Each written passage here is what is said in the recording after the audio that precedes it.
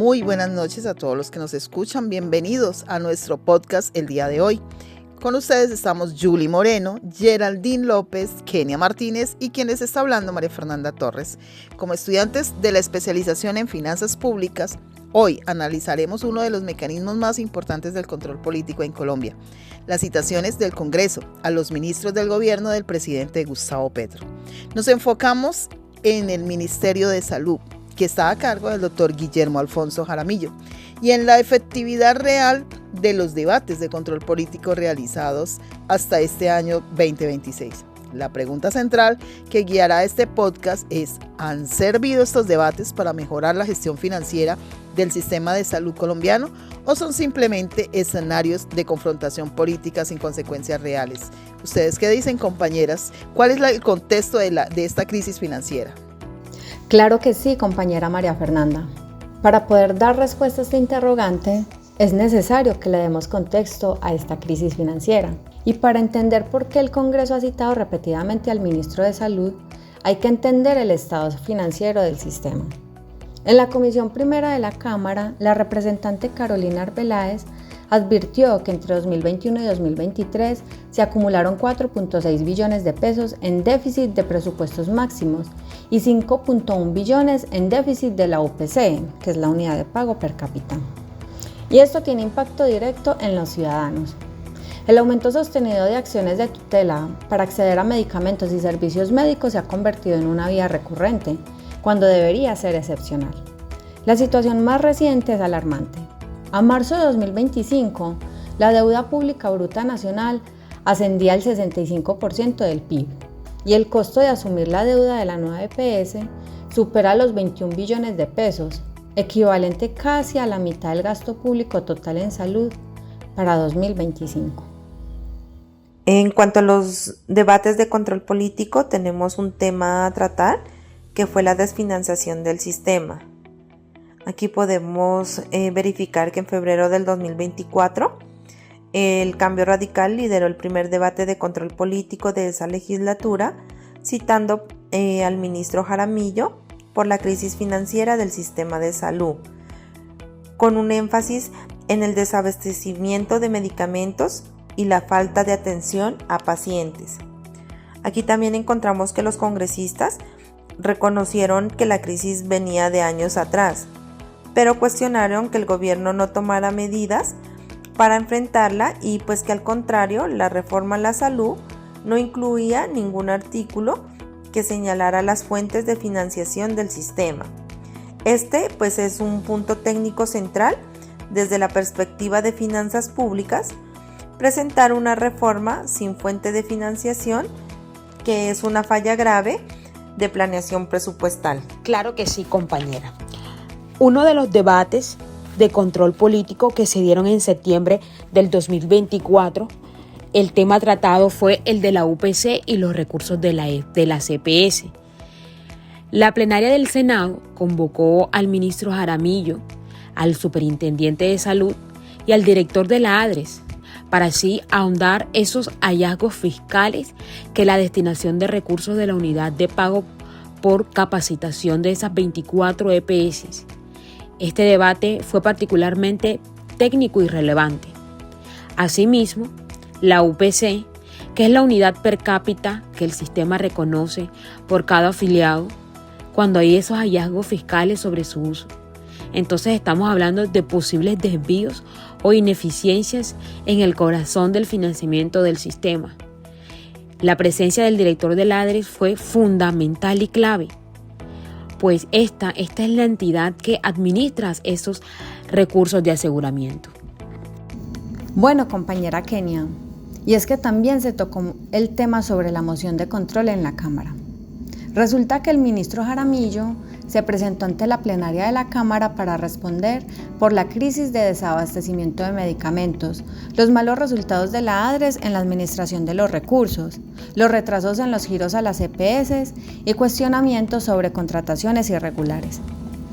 La representante Catherine Jubiano denunció que el ministerio dispersó 1.2 billones de pesos sin un principio claro de publicidad ni responsables en la ejecución de esos recursos. Desde el control financiero, esto es una señal de alarma, La falta de trazabilidad del gasto público en salud compromete la transparencia y la rendición de cuentas. ¿Qué ha pasado durante 2025, María Fernanda? Así es, compañeras. Durante el año 2025, pues el Congreso se centró en la viabilidad financiera de la reforma a la salud. Fue así como el 9 de septiembre, en la Comisión Séptima del Senado, la senadora Norma Hurtado lideró un debate con los ministros de Hacienda y de Salud. Esto fue para analizar la viabilidad financiera de la reforma. Su pregunta central fue muy contundente: ¿cuánto vale la reforma a la salud? Aquí se señaló un déficit de más de 10 billones de pesos para el aseguramiento de la salud, que fue durante el año 2024. El ministro de Hacienda reconoció que la estimación de costos fue realizada por el propio Ministerio de Salud. Esto generó preocupación entre los senadores, pues por la falta de verificación cruzada de las cifras. En términos de finanzas públicas, pues un proyecto de ley que modifica estructuralmente todo el sistema de salud, pues debería contar con un análisis de impacto fiscal independiente. Así que, muchas cosas por resolver. Sí, señora, muchísimas cosas por resolver. Y ahora hablando concretamente del mes de mayo de 2025, pues las tenemos en cuidados intensivos. Resulta que en una audiencia pública en el Senado, el ministro Jaramillo admitió que el gobierno tiene recursos para sanear el sistema, pero que su uso dependía de que el Congreso aprobara la reforma a la salud. Esto fue interpretado como una estrategia de presión deliberada sobre la CPS. El exministro Gaviria calificó esta postura como la política por encima de la gente, señalando que se ponían vidas en riesgo para que avanzara la reforma. Desde el control financiero, esto plantea un dilema ético grave. ¿Puede el Ejecutivo retener recursos presupuestados para servicios de salud como instrumento de negociación legislativa? Bueno, compañeras, en cuanto a la moción de censura formal, para febrero del 2026, la representante Jennifer Pedraza radicó una moción de censura formal contra el ministro Jaramillo, argumentando fallas graves en la dirección y control del sistema, crisis en la entrega de medicamentos e insuficiencia de medidas correctivas. También estuvo la moción de censura en el mecanismo más fuerte del control político parlamentario. Su sola radicación se puede destacar que es una señal institucional importante, independientemente de su resultado final. Bueno, compañeras, entonces hagamos un análisis. ¿Será que han sido efectivas las citaciones del Senado y de la Cámara al ministro de Salud? Pues esta es una de las preguntas que nos hacemos en el área de control y seguimiento de la gestión financiera. Y nuestra postura, creo yo, sería que pues los debates han sido necesarios, pero insuficientes. ¿Cuál creen ustedes que serían los problemas estructurales que limitan la efectividad de estas citaciones del Congreso? ¿Ustedes qué creen, compañeros? Bueno, María Fernanda, yo plantearía como uno de los problemas la falta de consecuencias vinculantes. Y voy a decir por qué. Pues primero tenemos que los debates de control político en Colombia no obligan al gobierno a cambiar su política. Además, el ministro Jaramillo ha asistido a múltiples citaciones, ha respondido con argumentos defensivos y ha continuado en su cargo sin modificar sustancialmente la gestión financiera cuestionada. También, el artículo 135 de la Constitución otorga poder de citación, pero no obliga a actuar sobre los hallazgos del debate. ¿Qué opinan mis demás compañeras? Julie, también encontramos otro problema, que es la politización del debate, lo que pues debería ser una discusión técnica sobre el flujo de recursos del ADRES, la UPC y el giro a prestadores. Esto pues se convierte frecuentemente en un debate ideológico. También encontramos la confrontación entre quienes apoyan o rechazan la reforma a la salud, que diluye el control financiero real. Otro punto clave es el rigor técnico cede ante la narrativa política, reduciendo la calidad del escrutinio sobre la ejecución presupuestal. Otro problema sería, compañeras, la asimetría de la información. El ministro de Hacienda fue citado y invitado a múltiples citaciones, pero nunca dio respuestas claras, precisas y concretas sobre la fuente de financiamiento de esta reforma. A su vez, cuando los citados no llevan información concreta y relevante o presentan parcialmente, el debate pierde por completo su poder de control. Y por último, la falta de la unidad técnica independiente que verifique las cifras presentadas por el gobierno es una debilidad estructural en el cual pierde el control parlamentario en Colombia. Qué buenos problemas, compañeras, han expuesto ustedes. Entonces, podríamos decir también lo que los debates sí han logrado. Creo que algunas de las cosas que se han hecho son los aportes positivos al control político.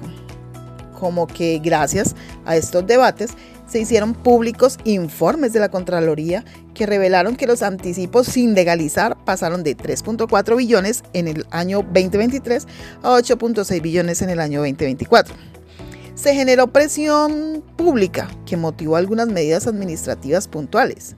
También se visibilizaron irregularidades en contrataciones y en la distribución de los recursos del ADRES y se documentaron incumplimientos en giros a EPS e IPS, creando un registro histórico para la rendición de cuentas.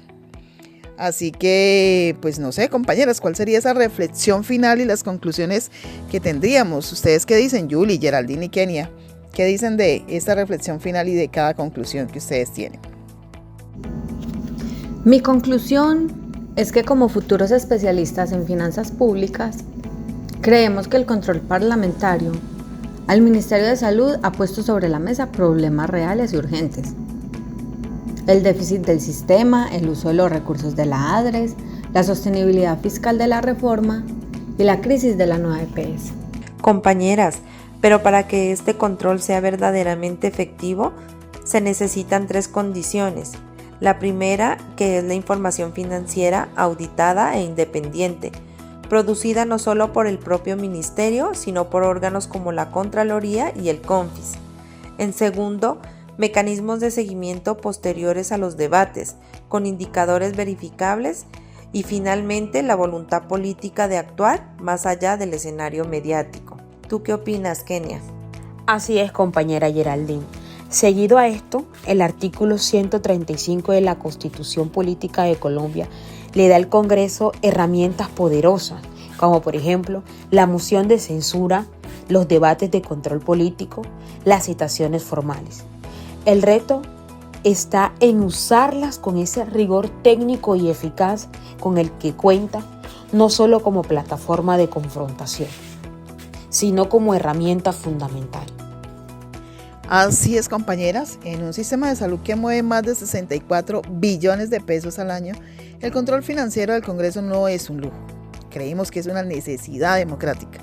Y nosotros como futuras especialistas en finanzas públicas, pues debemos exigir y practicar este rigor.